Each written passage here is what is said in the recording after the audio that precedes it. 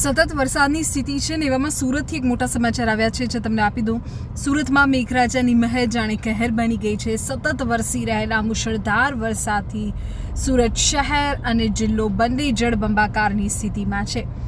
8 કલાકમાં ઉમરપાડામાં 10 ઇંચથી વધુ વરસાદ વરસી ગયો. સુરત શહેરમાં 4 ઇંચ જેટલો વરસાદ વરસ્યો છે, જેના કારણે જનજીવન અસ્તવ્યસ્ત થઈ ગયું છે.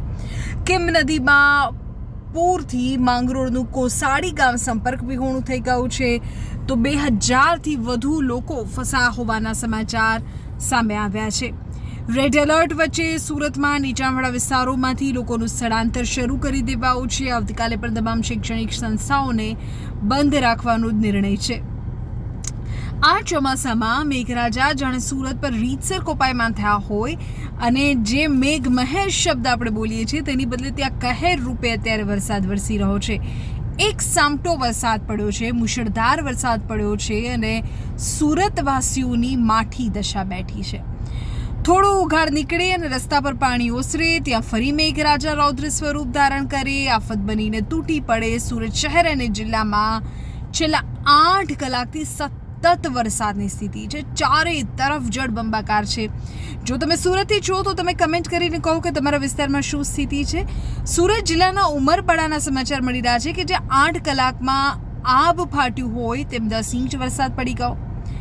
સુરત શહેરમાં 3.5 થી 4 ઇંચ વરસાદ પડ્યો છે.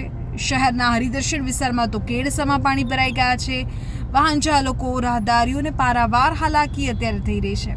જોકે રેડ એલર્ટની સ્થિતિ છે એટલે હજુ આગામી 3 કલાક સુરતમાં અતિ ભારે વરસાદની સંભાવના છે. સ્થિતિની ગંભીરતાને ધ્યાનમાં રાખીને તંત્રએ આવતીકાલે પણ તમામ શૈક્ષણિક સંસ્થાઓને બંધ રાખવાનો મોટો નિર્ણય લીધો છે. માંગરોળ તાલુકામાં પણ મેઘરાજાએ ધમાકેદાર બેટિંગ કરી છે. કિમ નદીના પાણી ગામમાં ઘૂસી જતા કોસાડી ગામ તો સંપર્ક વિહોણું બન્યું છે.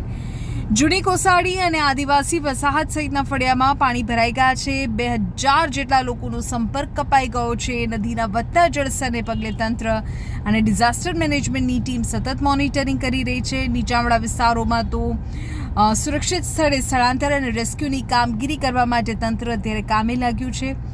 સ્થાનિક તંત્ર તમામ નાગરિકોને અપીલ કરે છે કે ઘરની બહાર ન નીકળો, સરકારી આદેશો નિર્દેશોનું કડક પાલન કરો. આ પ્રકારની અપીલ કરવામાં આવી રહી છે. તમે જો સુરતથી આ વિડીયો જોઈ રહ્યા છો તો તમે કમેન્ટ કરીને કહો કે તમારા વિસ્તારમાં શું સ્થિતિ છે, શું સ્થળાંતરની નોબત આવી છે, તંત્ર ત્યાં કેવી કામગીરી અત્યારે કરી રહ્યું છે, તમારા વિસ્તારમાં પાણી ભરાયા છે કે પછી આપ સેફ છો, સુરક્ષિત છો, વરસાદ પડી રહ્યો છે કે નહીં, કમેન્ટ કરો.